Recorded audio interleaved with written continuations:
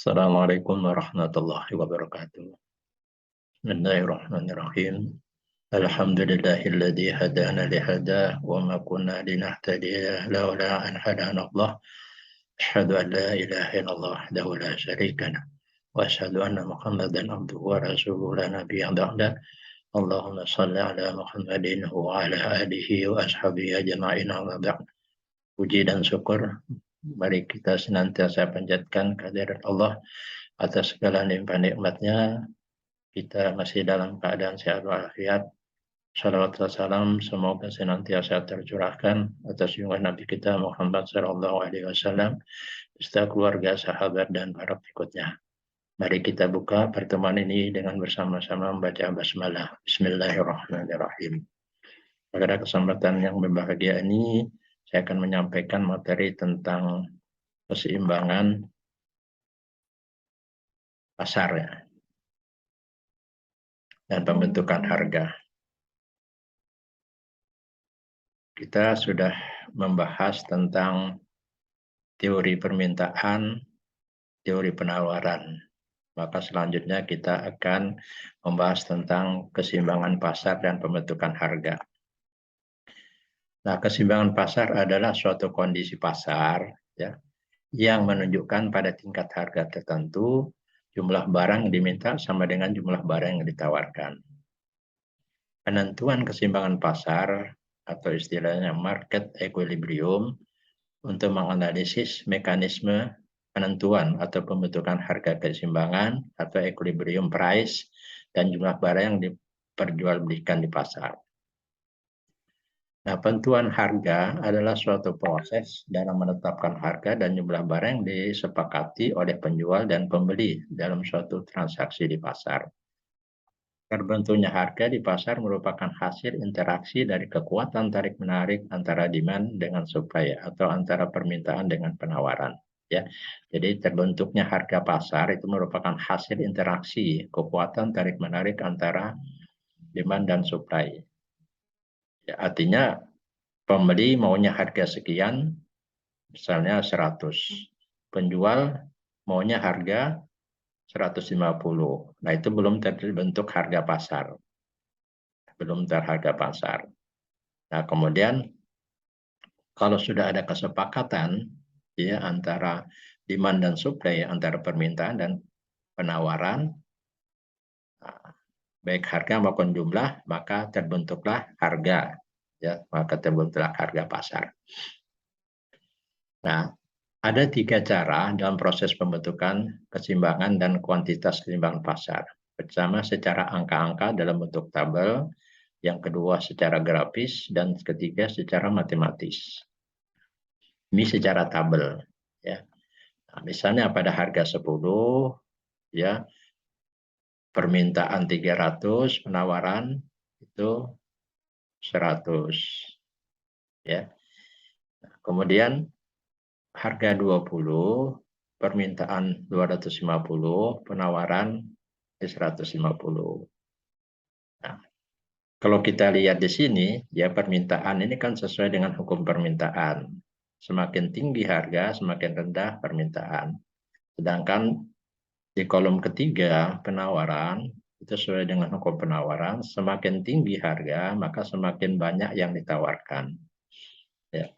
Nah, kalau kita lihat antara harga 10 dan 20, di mana permintaannya itu melebihi daripada penawaran, maka akan terjadi kelebihan permintaan yang disebut dengan ekses permintaan. Nah, pada harga 30, itu yang permintaannya 200, penawarannya 200. Maka terjadilah yang namanya equilibrium atau keseimbangan. Ya.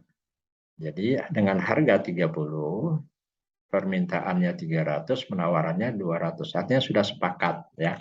Nah, kemudian pada harga 40, permintaan 150, penawaran 250. Harga 50, permintaan 100, penawaran 300. Nah, kalau kita lihat di sini, itu terjadi namanya kelebihan penawaran atau ekses penawaran atau ekses supply ya. Karena apa? Karena yang ditawarkan lebih banyak daripada yang diminta. Sehingga yang namanya equilibrium itu adalah antara permintaan dengan penawaran itu sama pada harga yang sama pula. Kemudian yang kedua secara grafis.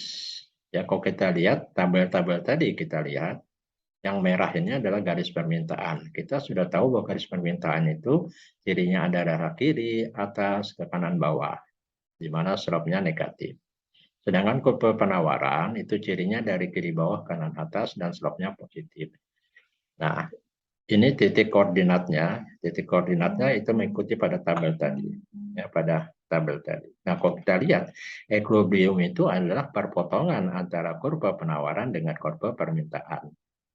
Ya. Nah, pada harga berapa dan kuantitas berapa itu akan terjadi atau titik potongnya ya. Jadi titik potongnya itu adalah pada harga 30 dan kuantitas barang itu adalah 200 sebagaimana tabel tadi ya kan. Tabel tadi kalau kita lihat keseimbangan itu pada harga 30 dan pada kuantitas 200. Kemudian kalau kita lihat secara matematis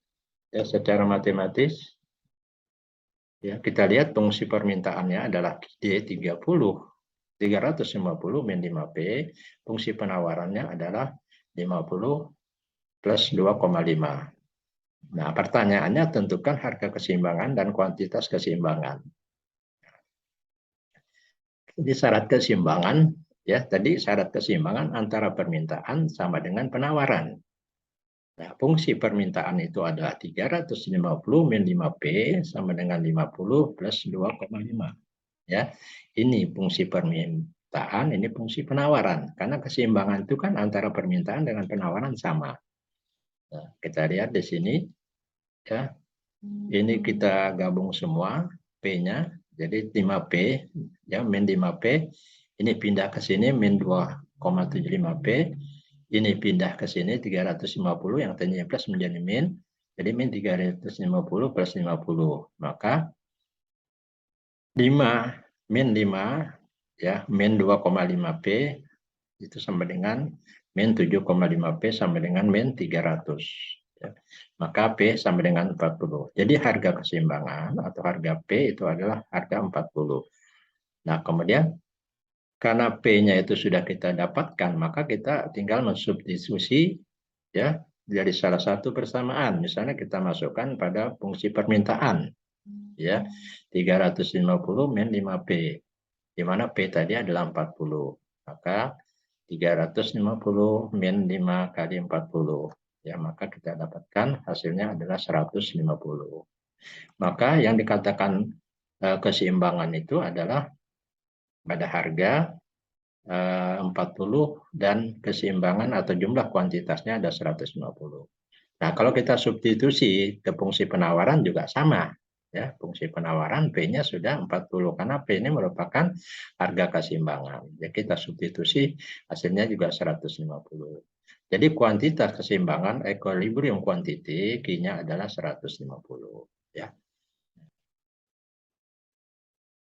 Jika QD 350 min 5P ya. Nah, ini kalau kita kita balik tadi ya 5P min 350 min QD, maka P itu 350 dibagi 5 hasilnya adalah 70, Q dibagi 5 hasilnya 0,2 QD. Nah, jika QS ini P. Nah, kalau kita menggunakan persamaan tadi kan persamaan kuantitas ya, QD sama dengan QS. Nah, kalau kita ingin persamaan harga ya, kita cari dulu fungsi permintaannya di mana P-nya itu adalah variabel terikat. Nah, QD-nya variabel bebas. Kalau di awal tadi itu QD-nya variabel terikat, ya QD dan QS itu variabel terikat. Tapi sekarang P-nya itu variabel terikat. Maka kita juga harus menyamakan ya P dengan P. Ya, jadi ini fungsi permintaannya, tetapi P-nya fungsi variabel terikat. Ini adalah fungsi penawaran di mana P-nya juga variabel terikat. Ya. Nah, kita bisa menyamakan PD dengan PS.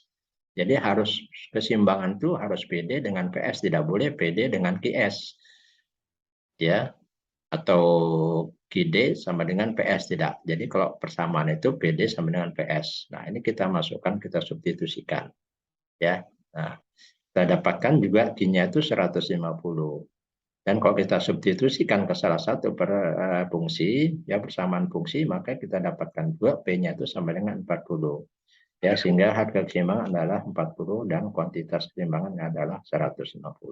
Nah, harga keseimbangan, contoh perhitungan, permintaan dan penawaran karet di suatu kampung ya dapat ditunjukkan pada fungsi ini. ID 22.000 min 2P, IS-nya min 3.000 plus 3P. Berapakah harga karet dan kuantitas karet yang dijual belikan? Ya, nah ini kita bisa juga menggunakan tiga tadi ya, tiga pendekatan, tabel, kemudian grafik, dan juga matematis. Tapi ini kali ini kita akan selesaikan dalam bentuk matematika ya. Nah, idenya ini ya, maka ya 1.000 ya.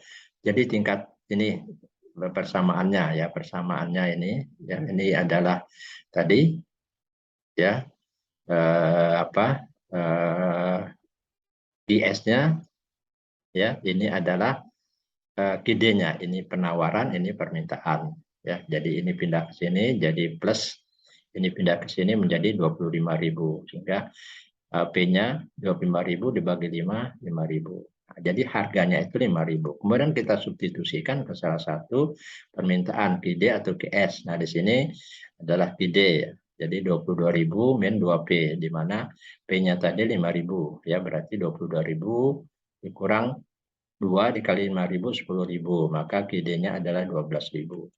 Nah, ada 3 langkah untuk mengetahui ya keseimbangan pasar, menentukan apakah suatu peristiwa menggeser kurva permintaan, penawaran, atau keduanya. Apakah pergeseran kurva itu arahnya ke kiri atau ke kanan, menggunakan diagram permintaan dan penawaran untuk membandingkan kondisi awal dan kondisi akhir keseimbangan. Nah, kemudian perubahan keseimbangan harganya, kemudian harga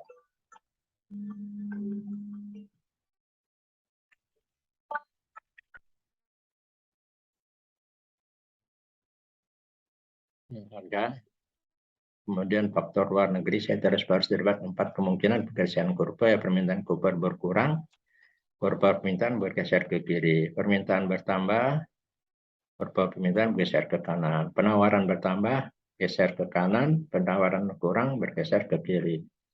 Nah, ini penawaran. Nah, khusus untuk penawaran tenaga kerja itu namanya terjadi backward ya, artinya kembali.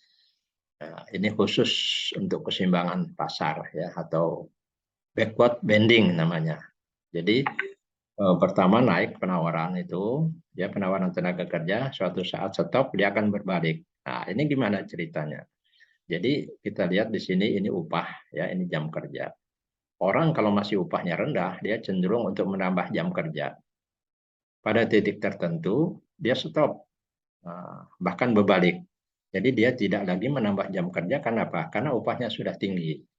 Ya, kalau kita upah tinggi, kenapa kita harus bekerja lembur, ya kan? Jadi kalau orang yang kerja tinggi, gajinya tinggi, itu tidak perlu menambah jam kerja, cukuplah jam kerja yang sesuai dengan ketentuan. Tapi kalau masih upahnya rendah, orang akan cenderung untuk mengejar lembur. Ya kita lihat misalnya karyawan-karyawan, kenapa harus lembur? Ya supaya nanti gaji atau upah yang diterimanya pada awal bulan atau akhir bulan itu banyak. Tapi kalau sudah gajinya tinggi, ya buat apa kita lembur? Lebih bagus waktu-waktu itu digunakan untuk keluarga, ya untuk rekreasi, untuk kumpul atau hiburan dan sebagainya. Ya. Nah, oleh karena itu di dalam penawaran tenaga kerja, yaitu nanti kurvanya berbalik, ya berbalik kembali. Dia akan mengurangi jam kerja. Kalau misalnya tinggi terus, dia akan mengurangi jam kerja. Ya. Nah, sekarang persoalannya di kita, ya kalau upahnya masih UMK, ya sementara kebutuhan banyak, ya tentunya untuk menambah penghasilan, menambah gaji, kan kita harus lembur, ya lembur kerja. Tadinya misalnya jam 5 kita sudah pulang, ya kita harus lembur lagi, atau hari Ahad itu kan harusnya istirahat, ya kita kerja lembur lah, supaya nanti kita mendapatkan gaji yang banyak. Nah, ya sehingga Di dalam kurva penawaran atau labor supply curve itu dia berbalik ya, berbalik. Ini latihan ya, latihan nanti harus diselesaikan ada waktu tertentu, ada 2 latihan dan sebagainya. Ya. Nah, sekarang pengaruh pajak dan subsidi terhadap keseimbangan. Ya, pengaruh pajak. Pajak penjualan adalah pajak yang dipungut oleh pemerintah pada saat terjadi penjualan. Pajak penjualan biasa dalam bentuk persen dari penjualan atau dalam suatu besaran tertentu yang dikenakan pada setiap unit yang terjual. Pajak penjualan tidak semata ditanggung pembeli, tetapi ditanggung penjual. Ya, disingkat saja. Nah, kemudian ada subsidi juga. Subsidi itu kalau pajak naik maka harga naik. Nah, atau bila pajak turun, P juga turun. Nah, subsidi naik akan turun, P akan turun. Bila subsidi turun, maka P naik. Contohnya BBM itu kenapa naik? Karena subsidi pemerintah berkurang, turun. Dengan terjadinya perubahan P sebagai akibat dari pajak dan subsidi akan merubah posisi keseimbangan pasar sekaligus mempengaruhi harga pasar. Ya, nah ini kita contohkan. Yang tadinya keseimbangan di sini, ya keseimbangan di sini, kemudian ini terhadap ada pajak, ya maka harga akan naik. Nah, akan naik dari P1 ke P2. Maka kuantitas juga akan turun. Ya, jadi kan keseimbangan di sini, ini. Nah, maka harga akan naik menjadi P2. Ya, keseimbangan pasarnya. Kemudian kalau subsidi, ya misalnya di sini pemerintah memberikan subsidi, maka harga akan turun dari P1 ke P2.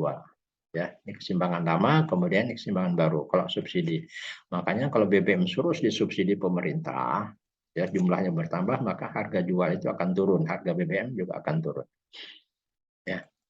Nah, ini pengaruh pajak, ya ini subsidi, ya ini pengaruh pajak terhadap penawaran. Kok tadi pengaruh pajak terhadap permintaan, ya. Ya pengaruh pajak. Sekarang pengaruh pajak ini subsidi, ya sudah pajak. Nah, ini sebelum pajak. Jadi kok sebelum pajak ini, kemudian setelah pajak, maka akan terjadi kenaikan harga. Ya. Nah, pengaruh subsidi juga sama. Ya. Jadi ini subsidi dengan subsidi, ini tanpa subsidi. Ya, jadi harga juga akan turun. Nah, penyelesaian secara matematik gimana? Ya, kita lihat di sini kurva penambahan bergeser di kiri karena pengusaha mempunyai dana usaha untuk semakin kecil. Pengusaha penawaran mengalami perubahan. Ya, nah sebelum pajak, QS itu min B, terus ya kita langsung saja di contoh soal. Nah, di sana fungsi permintaan QD 15 min P, fungsi penawaran QS min 6 plus 2P. Pajak ditetapkan pemerintah T per output ya. Pertanyaan, tentukan harga kuantitas keseimbangan pasar sebelum pajak, tentukan harga kuantitas keseimbangan setelah pajak, tentukan besar pajak tanggung penjual dan pembeli, kemudian gambarkan kondisi keseimbangan pasar sebelum dan sudah pajak. Ya, kita lihat di sini. Ya, nah, ini contoh tadi ya, ini juga sama juga. Ya, kalau tadi 3 per unit, T-nya 3 per unit. Kalau ini pemerintah memberikan subsidi ya. Kalau tadi pajak, sekarang pemerintah memberikan subsidi. Nah, ini contohnya bersama. Ya, nanti bisa kita lanjutkan ya pengaruh pajak dan subsidi terhadap keseimbangan pasar. Ya, keseimbangan pasar. Ya, saya kira itu dulu yang dapat saya sampaikan. Terima kasih. Mari kita tutup dengan bersama-sama baca hamdalah. Alhamdulillahirabbil alamin. Assalamualaikum warahmatullahi wabarakatuh.